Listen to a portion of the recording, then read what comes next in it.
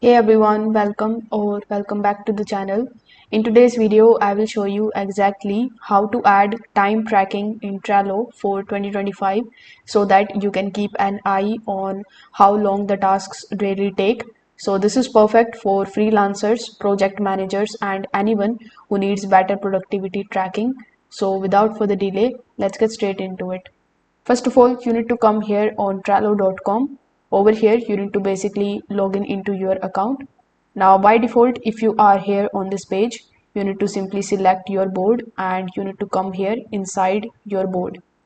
So over here inside your board, you will see this power ups option, and this is where an extra feature like time tracking can be added. So once you click on the option of power ups, click on the option of add power ups.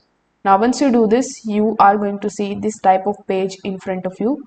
Now over here you can use this search bar here in the top and you can search for time tracking.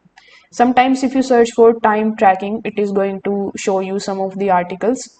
So you can also search for time camp or Clockify or Trello's built-in time tracking integrations.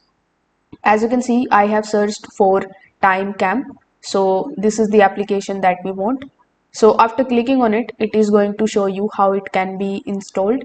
So you can just simply scroll down and click on the option of add. Over here, click on the option of add again. So now if you open any of the cart, you will now notice that there is a start timer button. So this is the cart that I have. So if I open it, as you can see, we have the clock type of option or the start timer option. So you can use this particular option in order to begin working and stop it when you are done.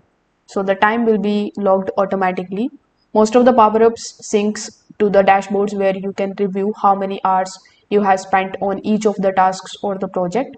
So it is perfect for invoicing or productivity analysis. If this video helped you out, make sure that you like this video and subscribe to the channel. Thanks for watching.